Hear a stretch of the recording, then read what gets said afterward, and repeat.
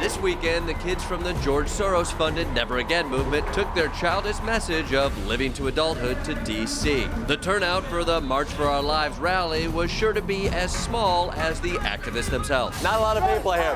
The energy is surprisingly low. They say the camera adds 20 to 30 people. I would definitely agree with that. If you guys could be quiet. I mean, half the people here are here for the cherry blossoms. Mother Nature's putting on a hell of a show right here. With more than 1 million people participating in the March for Our Lives across the country. Welcome to the revolution. Misinformation was everywhere, from MSNBC to ABC to The Daily Show. And of course, the mainstream media is here spouting their liberal lies. Yes, screw you, Desi.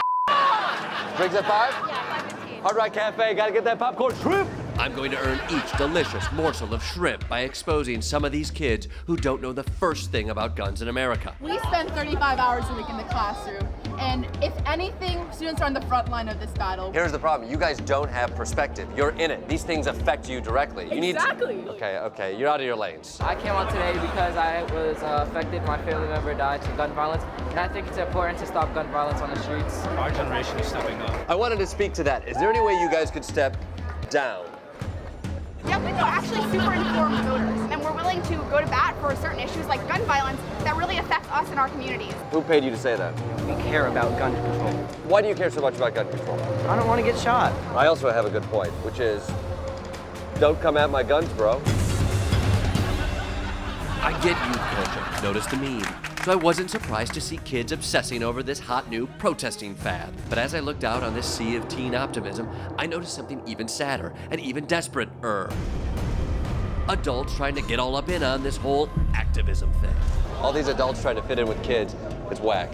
It's so not thrill or bougie. Peace.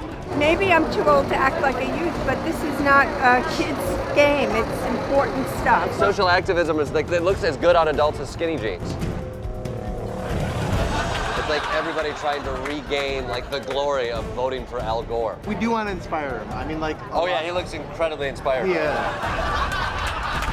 There's nothing more lame than libs co-opting youth culture, trying to act all cool and You wearing a beanie? You wearing like? Put it out, man. I got my underoos George Soros. on. George Soros. I know. You're a son of a bitch. Look at this. You're Look a at this. freaking idiot. But if these adults actually cared about gun violence, why didn't they do something about gun violence before? And actually, I'm feeling very bad for being complacent. It took the kids standing up and saying, hey, this isn't right. Don't look at me. I know I haven't done anything. That's been my whole plan. These adults and kids were doing something devious. They were uniting and amplifying their message, which means loud and bad. We went to the Women's March together, and the Immigrants March, Native Americans March. It's like a socialism bingo right there. That's not what families are supposed to do. You're supposed to sit silently in a room and be angry at each other. If your midlife crisis is making you spend more time with your family, then you're doing it wrong. We want them to be part of the awareness as well. Parents just don't understand, am I right? No, they do. Is this the new American family? Youth inspiring parents, inspiring families to work together towards change? It's not how I was raised. Thank you, Mom and Greg. So thankfully for us, this rally, and therefore the entire movement, was coming to a close. Good, it's over. We don't need to talk about guns anymore. Hashtag never again.